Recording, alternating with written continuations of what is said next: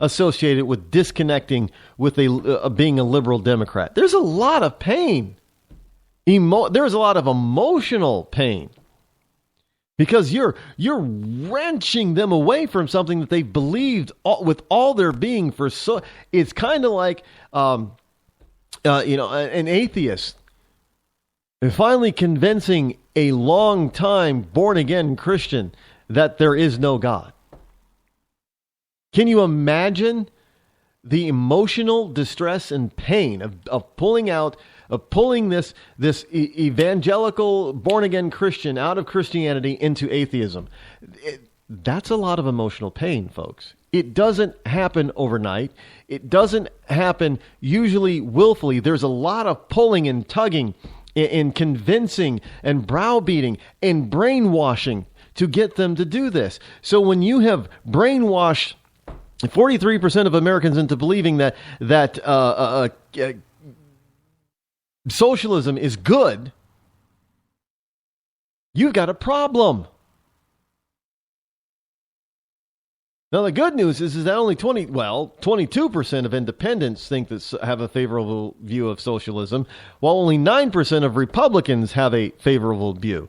Now, I got to tell you something. When I saw that it said 9%, I was a little flabbergasted by that.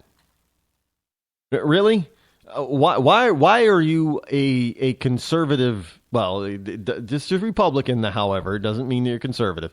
But basically, if you have a favorable view of socialism, why the hell would you be a Republican? The very notion of socialism to just about any Republican is really kind of repulsive. Why would you be a Republican? So you see, this is even infiltrating the Republican Party. This notion of socialism good is even infiltrating the Republican Party. Now, you might say, well, Ron, it's only 9%. Look, 9% can become 18%, can become 36% in a heartbeat, in a generation. Look, we can see 2 generations removed, we go from 59% favorability for capitalism to only 39% favorability. In other words, the millennials' grandparents believe in capitalism, but those grandparents' grandchildren, the millennials, do not. What's the difference? The grandparents' children or the grandchildren's parents. Generation in between. That's the difference. And most of that is not Generation X. Most of that is, because Generation X is the smallest generation by numbers that is currently alive on this planet right now. Baby boomers and millennials happen to comprise the 2 largest generations. And the baby boomers have, be frank, I'm not a baby boomer, but Generation X here, but those baby boomers, man, they screwed up a lot. They screwed up their kids. So now I'm here to tell you, and it's only going to get worse because, now you got all these millennials who are starting to have kids. And those kids will be entering school pretty soon. Where are they going to send their kids? Or do you think maybe that the next generation, I don't know what that generation is called, the children of the millennials, do you think possibly maybe that they'll have even less, it'll be fewer than 39% view capitalism favorably? I think that is going to happen. And as it keeps dropping and dropping, you're going to see more Republicans, rhinos, if you will, who will rise up, who believe, in some form of socialism is a good thing. You'll see that 9% of Republicans have a favorable view of socialism start to rise rather dramatically. And within a generation or two, many of us could still be around. We're talking later half of this century. After 2050, we're going to be in real, serious trouble. As far as those who believe in the Constitution and the freedom in order to be able to, and those who believe in the freedom, having enough freedom to basically live your life without daily government intervention and telling you how to live, those our days are numbered. And you're probably saying, well, Rod, once I'm dead and gone, I don't really care what my kids and grandkids and great grandkids do. But let me tell you something. It's going to be a painful transition for you, especially in the time frame, in the time of your life where you're going to be the most vulnerable, elderly. Think about it. You may say, well, it's a fait accompli, Rod. It's going to happen, so we just might as well, give up the ghost and just and go along for the ride. Well, I'm telling you, that's not a good idea. Because most of us under the sound of my voice today, if we're going to be around after the year 2050, we're going to be senior citizens. And those are the people that are going to get the worst brunt of this socialistic change.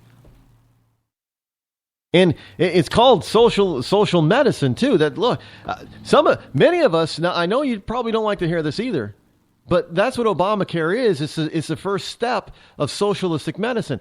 Many of us are going to die directly due to social medicine. I'm telling you right now. Now I know some people are saying, well, you got to die of something. You got to die sometime. Sure, fine. That you're absolutely right. But let me ask you, do you want to die at the age of 70 because the government decides, well, we want to save money, so you're not worth spending on these medical treatments? Or do you want to live healthy and fairly healthy and have medical treatment to keep you fairly healthy until you're 85? I don't know, an extra 15 years on this planet might be nice.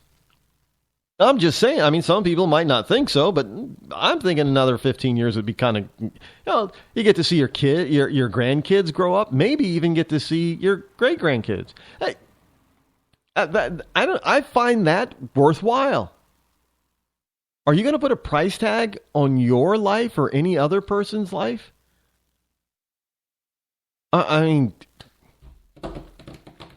Socialist medicine, so it's here. It's going to grow unless we get rid of it.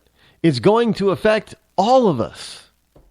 This is one thing that is going to affect all of us.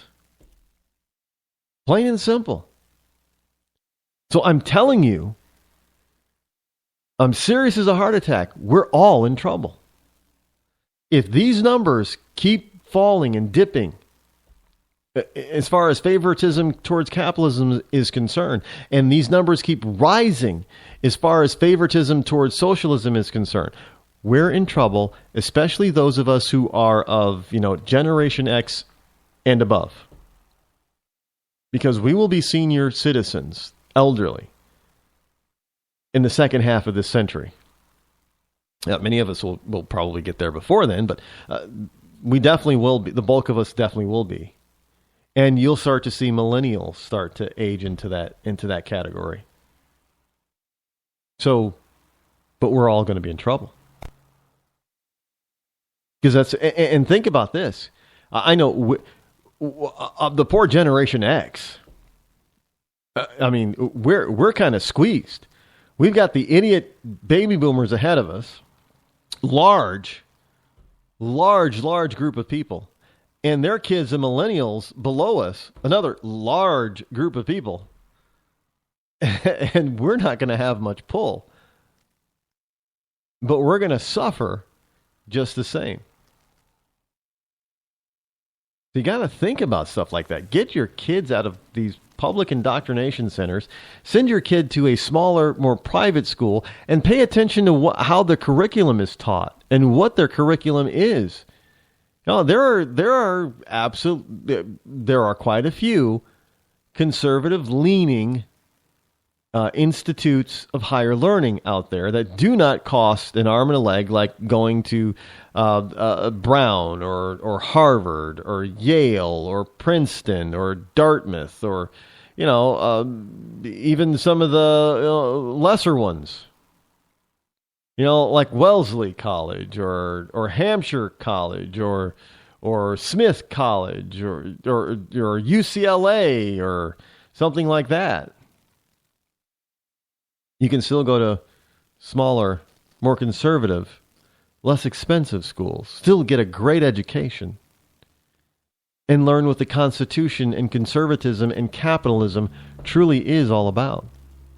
And if you get enough people who start going to these things, well, of course, it's going to spark competition. Because if you have a lot of demand,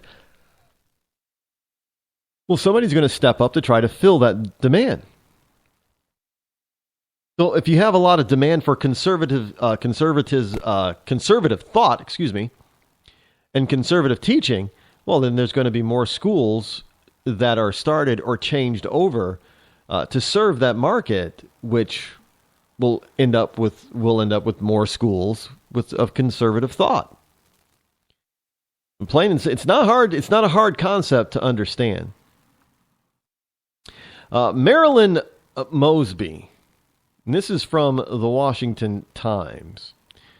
Baltimore prosecutor Marilyn Mosby is under fire for political and celebrity conduct.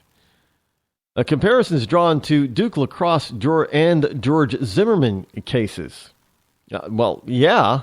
Speaking of which, did you hear that George Zimmerman? I'm not going to get into that story. I don't have time today. But George Zimmerman was shot in a road rage incident. Evidently, he's fine. But he was shot in a. Look, the guy is just he's a marked man. There's no doubt about it.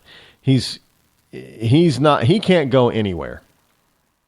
Really, he can't without being recognized, without being targeted. Plain and simple. The guy is just marked. But Marilyn Mosby, the Baltimore City State Attorney in charge of prosecuting 6 police officers for the death of Freddie Gray Jr., is coming under increasing criticism from defense attorneys and legal scholars throughout the country who think she is politicizing the case and using her prosecutorial power to create her own celebrity. Oh, you think? I think we've already decided that that's the case here. We've already decided that this is what this woman is doing. We've already decided that she's out to make a name for herself, both in the legal field and in the political realm. She has higher aspirations, especially now. She does now. Now, Miss Mosby has raised eyebrows in several quarters with a media blitz that has spanned from CNN interview that focused on her courtship with her city councilman husband and her decision to appear on stage with Prince during a rock concert for a song dedicated to Mr. Gray. Look, you can't be out there trying a case in the media. That's not what this is all about.